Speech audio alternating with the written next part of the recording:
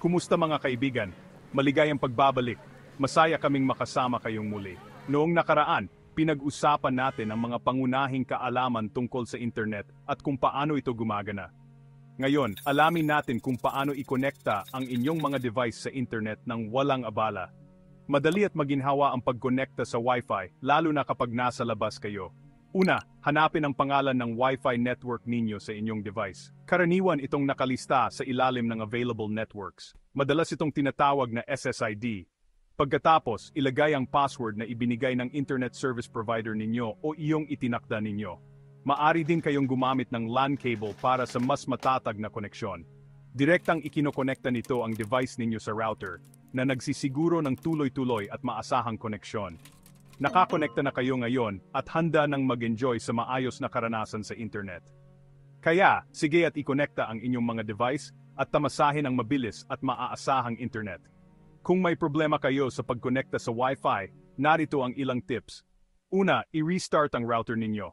Madalas, nalulutas nito ang mga problema sa koneksyon.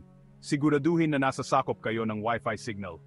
Lumapit sa router, suriin kung may mga firmware updates para sa router ninyo at software updates para sa device ninyo. Kung magpapatuloy ang problema, kontakin ang internet service provider ninyo para sa tulong. Gamit ang mga tips na ito, dapat malutas ninyo ang mga problema sa koneksyon. Maligayang pag-browse. Minsan, hindi gumagana ang internet, nakakainis lalo na kung may gagawin kayo o kailangan ninyong makausap ang mga kaibigan at pamilya. Huwag mag-alala. May mga madaling paraan para maayos ito bago humingi ng tulong o mas stress. Kung mabagal ang Wi-Fi ninyo, lumapit sa router. Pinapabuti nito ang signal. Ang mga pader at muebles ay nakaharang sa signal ng Wi-Fi, kaya ilagay ang router ninyo sa bukas na lugar. Siguraduhin na tama ang password ninyo. Suriin kung may typo. Maliit na pagkakamali lang, hindi ka na makakakonekta. I-restart ang device at router ninyo. Neither refresh nito ang koneksyon. Minsan, kailangan mo lang mag-reset para makabalik online. Gamit ang mga tips na ito, maayos ninyo ang problema sa koneksyon. Suriin ang settings ng network ninyo. Tiyakin na nakakonekta ang device ninyo sa tamang network at naka-off ang airplane mode. Mag-update din ng firmware ng router ninyo. May mga update ang mga manufacturer para mas gumanda ang takbo at seguridad. Gumamit ng diagnostic tools para maayos ang mga problema. May mga tools na makakatulong sa pag-ayos ng koneksyon. Sundin ang mga hakbang na ito para sa matatag na koneksyon sa internet. Mahalagang ingatan ang inyong mga device. Ang mga update ay proteksyon ng devices ninyo. Inaayos nito ang mga problema at pinapanatiling ligtas ang mga ito. Ang antivirus software ay parang kalasag ng device mo. Pinoprotektahan kayo nito mula sa mga virus at iba pang panganib online. Palaging i-update ang software ninyo. I-install agad ang mga update. Mahalaga ang regular na pag-update at antivirus software. Gumamit ng matitibay na password at two-factor authentication. Pananatilihing ligtas ang inyong devices sa mga hakbang na ito.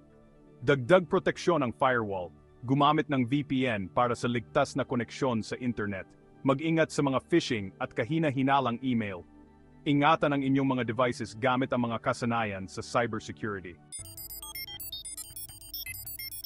Mabagal ba ang internet mo? Matagal ba mag-load ang mga website o mag-buffer ang mga video? Maraming pwedeng dahilan nito. Alamin natin kung bakit.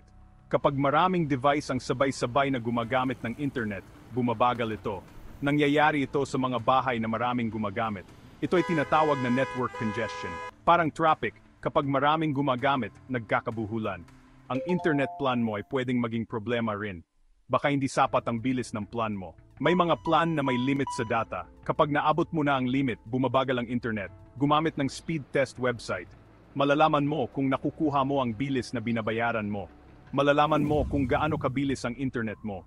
Ihambing ito sa ipinapangako ng provider mo. Kung sobrang bagal, tawagan ang internet provider mo. Baka may solusyon sila. Minsan, ang pag-reset ng router o pagtingin sa settings nito ay nakakatulong. Tingnan kung aling mga device o app ang gumagamit ng maraming bandwidth. Suriin ang quality of service QoS settings ng router mo. Pinapabilis nito ang mahahalagang gamit. Ilagay ang router mo sa gitna, malayo sa mga harang, para malakas ang signal sa buong bahay. Palaging i-update ang firmware ng router mo. May mga update para mas gumanda ang takbo at seguridad. Gumamit ng Wi-Fi Analyzer app para mahanap ang pinakamagandang channel para sa network mo. Iwasang masikip na channel para mabilis ang internet.